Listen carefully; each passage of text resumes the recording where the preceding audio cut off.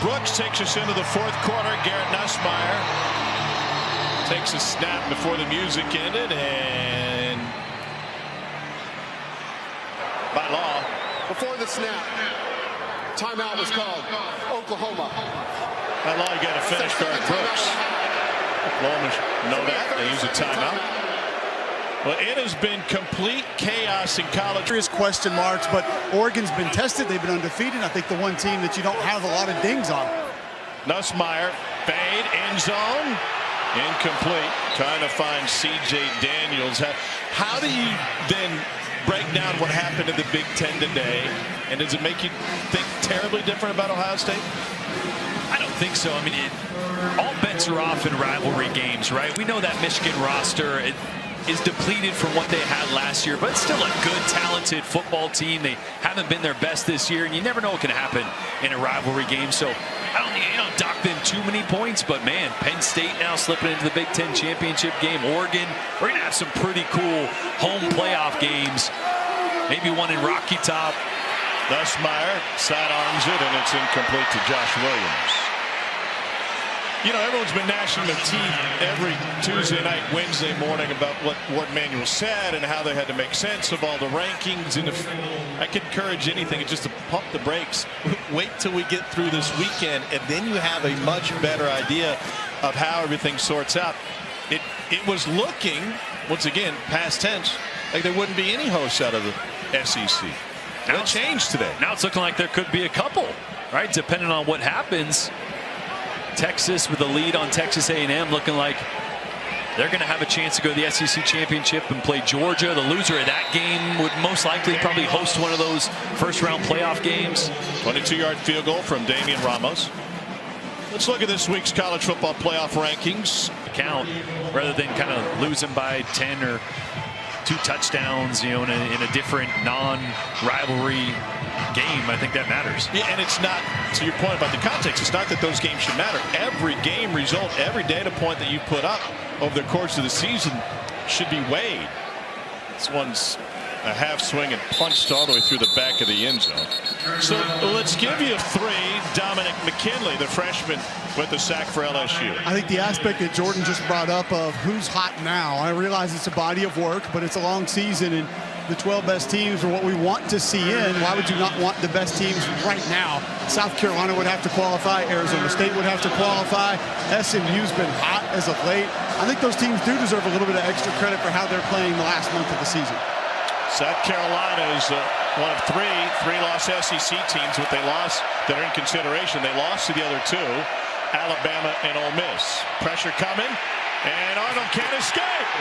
LSU brought the house, and Devon Keys ends up with a second consecutive sack for the Tigers. Look at this pressure that Blake Baker dials up. Watch Whit Weeks and the other linebacker right here. Look at these 2 guys lined up. They're like 5 yards off the ball in sprinter stances, Devon Keys and Whit Weeks, and they just attack the line of scrimmage. A big stun up front. That's wild. They bail right as they get to the line of scrimmage. Yeah. It's going out wide with those penetrators coming inside. And Keys ends up wrapping around and bringing Jackson Arnold down. Ball checks up at the 45. I don't think I've ever seen 2 guys in sprinter stances 6 yards off the ball. Know, but hey, crazy. we've seen the Maryland eye blitz from Blake Baker this year, so who knows what else he's going to throw out next. 17-point lead for Garrett Nussmeier and LSU. Back to Tiger Stadium in a moment. Stay warm. Just throw a deep ball. That'll warm you up. Danny Stutzman in on the stop for Oklahoma. Stutzman came into this game 9th in Oklahoma history in tackles. And if you look at the names that are in front of him, it's awfully impressive. He's got 9 tackles tonight. In on 1 for a loss. He was first team All Big 12 last year. And there's some question as whether or not he would go off to the NFL, but decided before bowl practice that he would return for another go at it in Norman. 2nd and 8.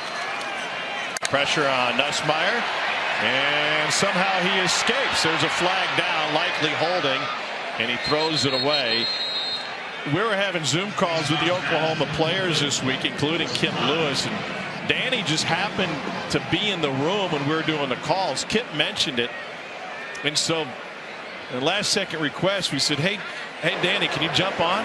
Holding offense number 29. 10-yard penalty from the previous spot. Still second down. That's a running back, Kane Durham. And Cole, he didn't hesitate, and he turned the iPad around and showed you exactly what he was breaking down when you asked some specifics about the Bama game. Yeah, there was one specific play where they got a stop down near the goal line against Alabama. Wanted to ask him about, oh, I know what you're talking about, and gave us the call, told us what the pressure was on the call, and just a pulled guy up the play. You can tell he just loves to grind on film. He was just in there watching film while everybody else is doing their media work. Yeah, and Brent Venables talked to us about that. Brian Kelly called him incredibly instinctual, and Venables, without knowing that, here's a run to the outside by Durham before getting forced out of bounds. Be pretty cool to see the butt kiss award come back to Norman. Or tackles away from moving into 8th place in school history. Mubanga is banged up for LSU.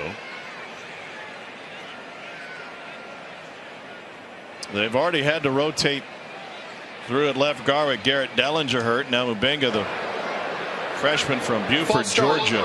Offense number 65. 5-yard penalty. It's still third down. Athletic training staff Tandem Mubanga will be back in Baton Rouge in just a moment.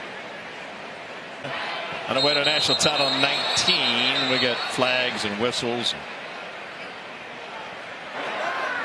False start. Offense number 79. 5-yard penalty. Still third down. Back-to-back false starts. Yeah, this time DJ Chester, the center. That usually shouldn't happen. You know, you're the one snapping it. Well, you got a motion timing up, and there's Tyree Adams, who was filling in for Mubanga as he ran off there. Quick work for Adams. Yeah, he count as a snap. Leaves LSU with a 3rd and 13.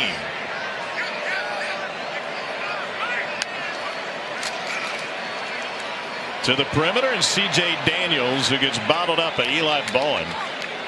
The year it's been for Bowen, the freshman out of Guyer High School. He started his 7th straight game tonight. He didn't see the full of games of the year.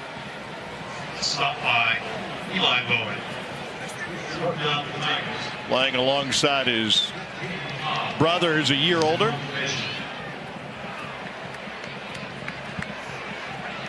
There's his brother Peyton back to receive this punt from Blake Oschendorf. Sooners came after it. Oschendorf goes down, no flag, tripped over his own guy. Return from the 6, and Bowen gets past the 10. 48-yard punt, 5-yard return.